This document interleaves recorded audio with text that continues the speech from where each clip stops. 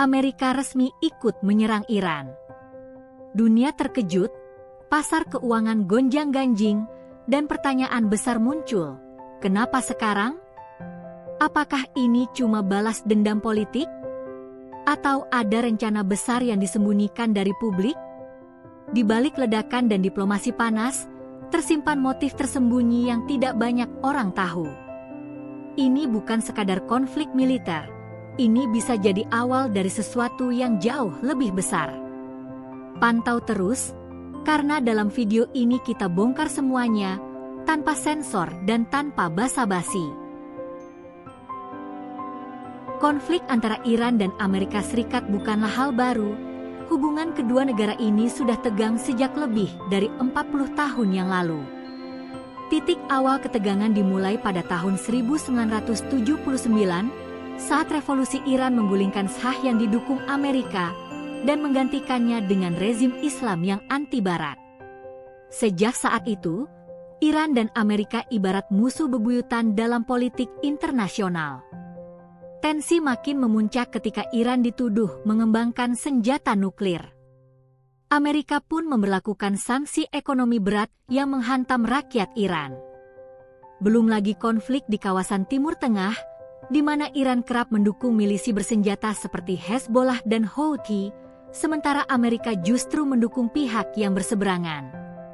Selama beberapa dekade terakhir, berbagai insiden memperburuk hubungan, mulai dari penyerangan kedubes Amerika di Irak oleh massa pro-Iran, hingga pembunuhan Jenderal Qasem Soleimani oleh drone Amerika. Dengan latar belakang sekompleks ini, setiap gesekan bisa memicu percikan besar. Maka, ketika Amerika memutuskan menyerang Iran lagi, dunia pun kembali waspada.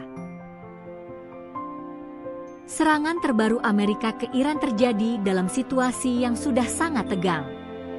Menurut laporan internasional, serangan ini terjadi pada malam hari waktu setempat, menyasar basis militer yang diduga menjadi markas kelompok milisi pro-Iran. Amerika mengklaim bahwa operasi ini adalah bentuk pembalasan terukur atas serangan drone dan roket yang sebelumnya menghantam fasilitas militer Amerika di Irak dan Suriah, yang dituding dilakukan oleh kelompok-kelompok yang didukung Iran. Jet-jet tempur Amerika dilaporkan meluncurkan serangan presisi tinggi, menghancurkan beberapa titik strategis. Ada pula informasi mengenai penggunaan rudal jarak jauh dari kapal perang Amerika di wilayah Teluk. Target utama tampaknya adalah infrastruktur komunikasi militer dan pusat logistik. Iran merespons cepat. Dalam waktu kurang dari 12 jam, pihak berwenang Iran mengeluarkan pernyataan resmi, mengecam serangan sebagai bentuk agresi terang-terangan dan pelanggaran kedaulatan. Beberapa pejabat senior Iran bahkan menyebut ini sebagai deklarasi perang tidak langsung. Sementara itu, pasukan Iran mulai meningkatkan status siaga militernya di berbagai wilayah, termasuk di perbatasan dengan Irak dan di sekitar Teluk Persia. Aset militer laut dan udara juga mulai digeser. Negara-negara sekutu Iran seperti Suriah dan Hizbullah di Lebanon menyatakan kesiapan untuk merespons bila dibutuhkan. Situasi ini menciptakan efek domino. Pasar minyak melonjak, investor global panik, dan dunia menahan napas melihat apa yang akan terjadi selanjutnya.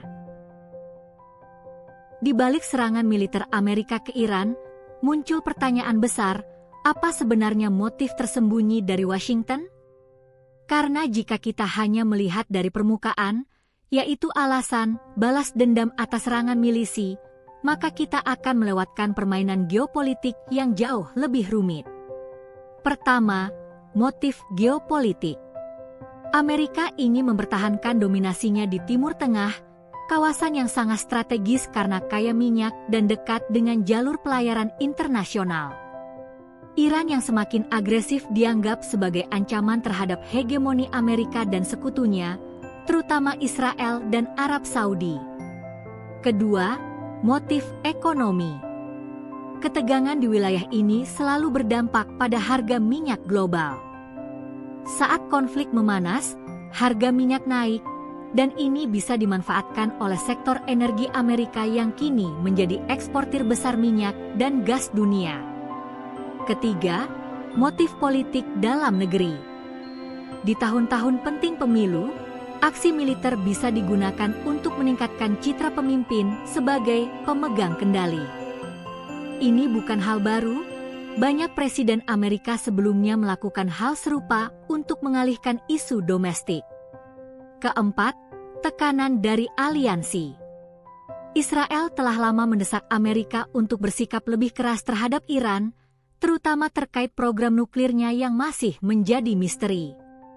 Jadi, bisa dibilang serangan ini bukan hanya soal keamanan, tapi juga tentang pengaruh, uang, dan kekuasaan. Sebuah langkah yang tampak militeristik, tapi punya aroma strategi yang sangat politis. Pertanyaannya sekarang, apa yang akan terjadi selanjutnya? Apakah serangan ini hanya aksi balasan terbatas, atau awal dari konflik berskala besar yang bisa menyeret dunia ke jurang perang? Dalam jangka pendek, ketegangan jelas akan meningkat. Iran kemungkinan besar tidak akan tinggal diam. Balasan bisa muncul dalam bentuk serangan rudal ke pangkalan Amerika di Irak, sabotase jalur minyak di Selat Hormuz, atau serangan siber terhadap infrastruktur Amerika dan sekutunya. Dan bila ini terjadi, Amerika pun bisa membalas lagi. Ini adalah lingkaran setan yang sulit dihentikan. Negara-negara di kawasan seperti Israel, Arab Saudi, dan Uni Emirat Arab kini sedang meningkatkan sistem pertahanan mereka. Rusia dan Cina, yang selama ini menjadi sekutu strategis Iran, juga diprediksi akan memanfaatkan situasi ini untuk memperluas pengaruh mereka di Timur Tengah, baik secara politik maupun militer. Sementara itu, dunia internasional, termasuk Eropa dan PBB, kemungkinan akan menyerukan deeskalasi. Namun sejarah menunjukkan, ketika dua kekuatan besar sudah saling pukul, suara diplomasi seringkali tenggelam di tengah suara ledakan. Secara ekonomi, harga minyak global hampir pasti melonjak.